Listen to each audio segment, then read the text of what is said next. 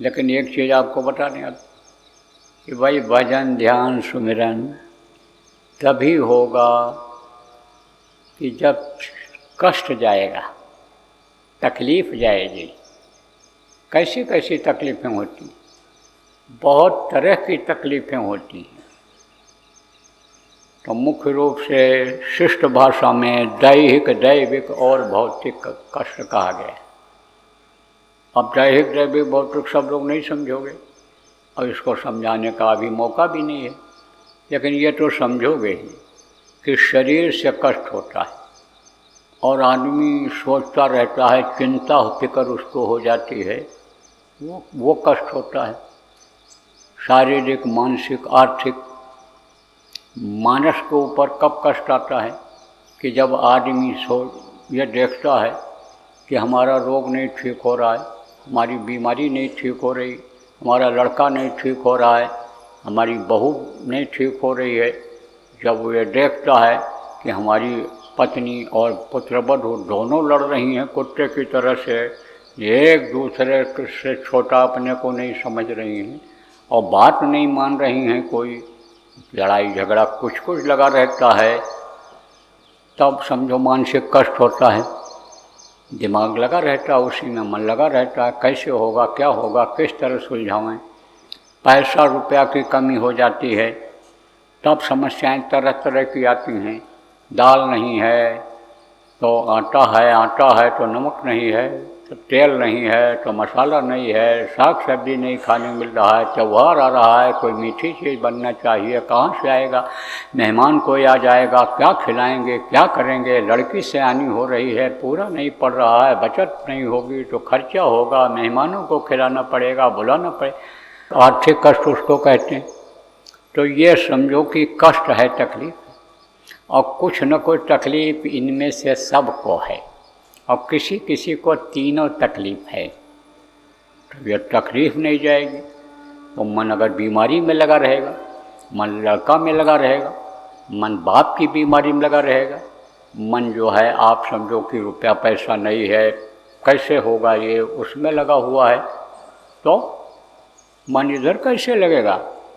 ओढ़ो मन नाही 10-20। उन्होंने कहा अरे एक रहो सो गयो श्याम से। मेरा मन तो ओढ़ो श्याम में लग गया, मेरा मन तो कृष्ण में लग गया, अब मन तो हमारा कहीं है नहीं, कहीं नहीं है। तो आप ये समझो कि मन तो ये कहीं है, और मन नहीं लगेगा तो सुमिरन में कुछ नहीं मिलेगा, सुमिरन करने से कुछ नहीं मिलेगा, ध्यान करने से कुछ नहीं मिलेगा, भजन करने से कुछ नहीं मिलेगा। कहा है ना, संतों ने खूब समझाया। कामाला तो कर में फिरे, जीभ फिरे मुख माय, और मनुमा तो 34 फिरे। यह तो सुमिरन में आनी माला को कहा, माला मन से लड़ पड़ी, क्यों फेरत है मोह। समझाने के लिए उदाहरण दिया कि माला कहते हैं बार बार हमको रगड़ रहा है, फेर रहा है, और तू अपने मन का फेर नहीं बदल पा रहा है इंसान, तो माला मन से लड़ पड़ी, क्यों फेरत है मोह। मन का माला फेर कर और कर का माला छाड़, कर का माला रख दे और का मन को तो फेर दे।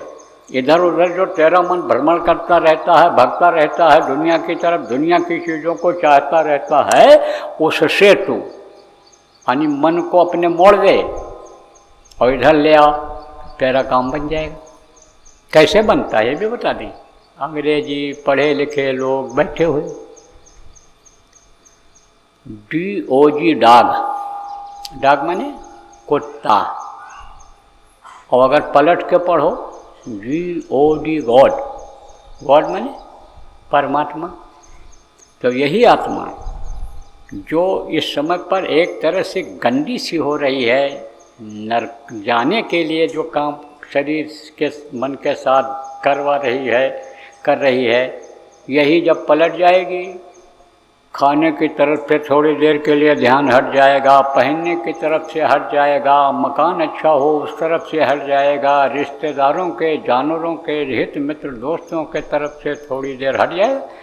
थोड़ी ही देर तो हटाना है, थोड़ी देर के लिए भी अगर हटा, एक घड़ी आधी में पुनियाद, बोला साहब संत थे, खेत में रुपाई कर रहे थे। एक आदमी ने पूछा भगवान कितनी देर में मिलता है? बोला साहब, तो एक पौधा निकाला दूसरी तरफ लगा दिया, कहा इतनी देर में मिलता है। लेकिन हंसी हंस कंठ न पाया, कबीर साहब ने कहा हंसी हंस कंठ न पाया, जिन पाया तिन रोए। अगर तड़प उसके अंदर जग गई तो उसका नाम है दीन बंधु दीनानाथ करी परो। आवाज़ होती ना, आवाज़ से पहचान हो जाती है। कोई बच्चा रोता है उसकी आवाज़ अलग रहती है, जवान की अलग होती है, बुढ़े की अलग होती है। कोई लड़की की विदाई हो रही हो, माँ बाप के लिए सिसक के रो रही हो, और कोई आवाज़ सुने लड़की की शादी के विदाई में, यानी समझो सब दुखी हो जाते हैं, वो दुखी होकर रोवे तो लोग कहेंगे भाई लड़की विदाई हो रही। और कोई बुढ़िया रोवे, कोई घर में मर जाए या दुख तकलीफ हो तो कहेंगे भाई दौड़ो, क्या बात हो। आवाज़ से पता चल जाता है। लड़का देखो जब तड़प के साथ पुकारता है माँ को तो माँ दौड़ के आती है। और बनावटी आवाज़ में अगर लड़का पुकारता है कि चलो भाई पुकारने से ही माँ आ जाती है, तो माँ नहीं जाती, पहचान जाती है। ऐसे ही दिखावे का नहीं करना चाहिए भक्ति, दिखावे का प्रेम नहीं करना चाहिए। बहुत से लोग कहते दया करो, नाम दान यानी समझो यानी भजन पर दया करो, और ऐसे बनावटी दिखाते हैं कि मालूम पड़ता बहुत दुखी है। अरे दुखी नहीं रहे, बनावटी है, बनावटी दुखी हैं। वो तड़प अगर जग जाए तो देर लगती है। अरे जब तड़प जगती है तब मुख से कुछ बोलत नहीं, नैन देत है रोए। जब उससे प्रेम हो जाता है, प्रभु से प्रेम हो जाता है, थोड़ी देर के लिए सबके तरफ से प्रेम हटा करके प्रभु की तरफ लगा दो, नामी के तरफ लगा दो, उसके तरफ लगा दो, तो कहा कि यानी समझो कि प्रेम छिपाए न छिपे और जागट प्रगट होए। जब एक बार प्रेम हो जाता है, एक बार दर्शन हो गया तब प्रेम हो जाता है। एक दूसरे से आदमी मिलता है प्रेम हो जाता है, एक दूसरे से लड़के मिलते हैं प्रेम हो जाता है। ऐसे ही जब एक बार मिलना हो जाता है तो प्रेम हो जाता है, तो वो प्रेम छिपता नहीं, मुख से कुछ बोलत नहीं और नैन देते हैं रोए। इसीलिए कहा गया कि भक्ति ऐसी होनी चाहिए, इस तरह की भक्ति करो कि जो मेहंदी अब पात में और लाली रही दुख कोय। समझा? इस तरह की चुपचाप अपना भक्ति करो। तो जब चुपचाप करोगे तो अंदर में दया हो जाएगी और फिर वो समझो दया कर देगा, और तब जब दिक्कत आएगी उसमें, समझो। इसीलिए कहा गया भाई रात को बहुत सी बच्चियां कहती हैं कि परिवार वाले ऐसा मिल गए, क्या बताऊँ मैं, पिताजी ने ऐसे घर में धन देख करके, सुंदर लड़का देख करके शादी ब्याह हमारा कर दिया कि जहाँ भजन नहीं करने देते हैं, समय नहीं मिलता है। अरे भाई रात को समय मिलता है, सुबह समय मिलता है, 24 घंटा पति कहाँ साथ लगा रहता है, 24 घंटा घर वाले कहाँ साथ लगा रहते हैं, तो समय निकाल करके चुपके से कर लेना चाहिए। क्यों? क्योंकि आपको बताया गया एकांत में करना चाहिए, एकांत बना के कर लिया। कहीं भी बैठे हैं, कुर्सी पर बैठे हैं, चारपाई पर बैठे हैं, थोड़ा सा डाल दिया ऐसे ऊपर से। सेवा जो बहुत करती हैं बहुएँ, किसकी, सास की, ससुर की, उनको कोई नहीं कुछ कहता है करने में। और अगर मान लो तो भी अगर एलर्जी है किससे कि भाई ये अपने गुरु को क्यों मानती है, हमारे गुरु को माने, हमारे देवी देवताओं की पूजा करे, हमारे अन्य तरह से हो जाए, तो भी सेवा के बदौलत, सेवा से खुश होकर के अगर आंख बंद करके कोई बच्ची करती भी है दुपट्टा डाल करके, धोती जैसे लटका के, तो सास आएगी तो कहेगी बहू क्या नींद आ रही, ये नहीं कहेगी तो क्या कर रही, चुपचाप कर लेना चाहिए। तो अगर समझ लो कि मन इधर से हट गया, आपको बता रहा था, तो ये जो इस वक्त पर जैसे कुत्ते की आदत बन गई इंद्रियों की, इंसान की, आप ये समझो कि जहाँ मिल गया वहाँ खा लिया, जो मिल गया खा लिया, जो यानी समझो मिल गया उसी के साथ भोग कर लिया, जैसे वो आदत खत्म हो जाएगी, समझा। और फिर जीओडी गार्ड हो जाएगा, वो आपको बता रहा था। तो बोलो जय गुरुदेव। यह तो बात अधूरी रह गई। तबीयत जब खराब रहेगी और समस्याएं रहेंगी तो यह दूर कैसे करोगे? तो उसका उपाय तो बताना अभी जरूरी है। और आपको जो बताया जाएगा तकलीफ वालों को, उनको तो फायदा होगा ही होगा। जो यहाँ लोग आए हो, आपके मिलने जुलने वाले, आपके रिश्तेदार, आपके लोगों को कैसे फायदा हो? क्योंकि परिवार में अगर कोई दुखी हो गया, परिवार वालों को कष्ट हो गया, उसको बीमारी रही, तो रात भर नींद आएगी कि भजन में मन लगेगा? तो अभी इसीलिए बता दे रहा हूँ कि जो कल से कार्यक्रम शुरू होने वाला है उसकी जानकारी आप सब लोगों को दे दो। फ़ोन के द्वारा, व्हाट्सएप के द्वारा, संदेश के द्वारा, कैसे भी दे दो कि इस कार्यक्रम में जो लोग आएंगे और अपनी तकलीफ़ को कहेंगे, सच्चे हृदय से विश्वास के साथ कहेंगे, उनको सबको फायदा होगा। जिसकी जैसी भाव भक्ति रहेगी, श्रद्धा प्रेम रहेगा, उसको उसी हिसाब से फायदा होगा। हर चीज़ में फायदा दिखेगा उसको, कोई भी समस्या होगी उसकी। और अगर वो आत्मसमर्पण जिसको कहते हैं, सरेंडर कर देगा कि अब और कोई सहारा नहीं है, अब तो बस आप ही हो, और गुरु महाराज को हमारे याद करके और समझो कि अगर प्रार्थना कर लेगा तो गुरु महाराज 2 आना, 4 आना, 6 आना, 12 आना और किसी किसी को 16 आना फायदा कर देंगे। इसलिए इस चीज़ की खबर कर लो।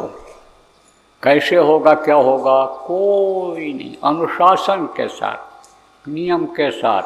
कैसा नियम? जहाँ बैठे हो इससे 4 कदम आगे जाना रहेगा। 4 कदम, 10 कदम, 20 कदम समझ लो, यहीं इसी मैदान में ही जगह बता दी जाएगी कि आप जाओ वहाँ, हाथ जोड़ो, आँख बंद करो, प्रणाम करो, धरती पर वहीं से प्रणाम कर लो और अपनी तकलीफ़ कह दो और तकलीफ़ का करके चले हो। इतने करना रहेगा। अब कहाँ होगा, क्या होगा, किस जगह पर होगा, यह तो आपको शाम को बता दूँगा। लेकिन इसकी खबर आप जब पहले दोगे तभी लोग, दूर के लोग पहुँच पाएंगे। इसलिए इसी समय बता दिया आपको कि पिछले जो कार्यक्रम हुए हैं, चाहे वो साधना शिविर का रहा हो, फायदा हुआ हो, चाहे वो अन्य जगह पर, जो एक जगह पर जहाँ झंडा वगैरह लगाया गया वहाँ जो फायदा हुआ हो, कितना भी फायदा हुआ, उससे ज़्यादा फायदा यहाँ होगा। यह हमको अपने गुरु पर विश्वास है। और आपको अगर मेरी बातों पर विश्वास है तो विश्वास करो, यहाँ फायदा, यहाँ से ज़्यादा फायदा दिखने लगेगा।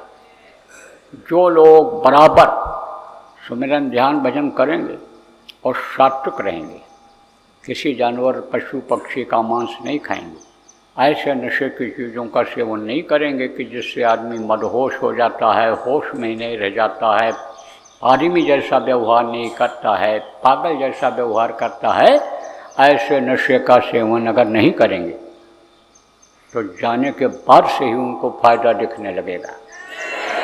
समस्याओं में कमी आती हुई दिखाई पड़ जाएगी। यह हमको अपने गुरु पर भरोसा है, विश्वास है। और आप हमारी बात पर विश्वास करके देख लो। तो आप जो तकलीफ़ वाले हो, आपको तो करना ही है, और लोगों को खबर कर दो। आप बहुत प्रेमी हैं, बहुत दुखी हैं, क्योंकि गुरु के राह से लोग भटक गए। ये साधना शिविर लगवाने की ज़रूरत क्यों पड़ी, ऐसी बातों को और इस तरह के कार्यक्रम क्यों आयोजित करने की ज़रूरत पड़ी? क्योंकि भटक रहे हैं रास्ते से, और अगर इस रास्ते से भटक गए तो और कोई कहीं सहारा नहीं। लोग भटकाने वाले भले कितना भटका रहे हैं, लेकिन घूम घाम करके फिर वहीं आना है। क्यों? क्योंकि गुरु ने डोर पकड़ रखी है। गुरु ने किसकी सूरत की? जीवात्मा। कैसे ये भी बता दें, कैसे डोर पकड़ी जाती है? जैसे कोई जानवर को पाल लिया आपने, तो रस्सी में बांधते हो। अब जानवर को घास खिलानी है आपको, घास खाकर, घास काट करके नहीं खिला सकते हो, लाकर नहीं खिला सकते हो, तो घास वाले खेत में ले जाते हो और खूंटा गाड़ करके, लकड़ी गाड़ करके, लोहा गाड़ करके रस्सी को लंबी करके बांध देते हो। अब वो जानवर खाता है, एकदम से बढ़िया बढ़िया घास खाता हुआ आगे तक बढ़ जाता है, लेकिन उसकी सीमा होती है, सीमा होती है। कहाँ तक? जहाँ तक उसकी रस्सी में तनाव नहीं आता है वहाँ तक तो वो खाता चला जाता है, और जैसे तनाव बढ़ा तैसे फिर वापस हो जाता है, फिर वो वापस हो जाता है, और फिर रस्सी यानी समझो कि अंदर अंदर की घास सब खा करके और जहाँ पर खोटा रहता वहीं पर आकर खड़ा हो जाता है, निराश हो जाता है। अब कहाँ जाए आगे, अब पेट भरा न भरा कुछ भी हुआ, लेकिन फिर घूम करके वहीं आ जाता है। क्यों? जहाज का पंछी पुण्य जहाज में आवे। अब जैसे कोई जहाज का पक्षी है तो जहाज क्या होता है? जहाज होता है समुद्र के किनारे लग जाता है और कई दिन तो खड़ा रहता है पानी का जहाज, और उसमें माल भरता है। जब 15 दिन 1 महीना माल भर जाता है पूरा, तब उसको एक देश से दूसरे देश में पहुंचाने के लिए समुद्र मार्ग से ले जाते हैं। अब कोई पक्षी उसी पर बैठ गया और जहाज चल पड़ी, तो समुद्र कैसे पार करेगा? उड़ेगा तो वहाँ से जहाज के ऊपर से, लेकिन समुद्र नहीं पार कर पाएगा। क्यों? जहाज का पंछी पुण्य जहाज पर आवे, घूम करके फिर वहीं आ जाता। ऐसे आना तो पड़ेगा। गुरु के हाथ में डोर है, गुरु तो खींचेंगे, लेकिन जब हाथ पैर टूट जाएगा, कमज़ोर हो जाएगा, बुढ़ापा आ जाएगी, कुछ करने लायक नहीं रह जाओगे तो कर क्या पाओगे? तो इसीलिए जब भी चेतो तभी सही, ये चेताया जा रहा है, ये बताया जा रहा है। सत्संगों का कार्यक्रम इसीलिए आयोजित किया जाता है कि लोगों को आगाह कर दिया जाए। तो बोलो जय गुरुदेव।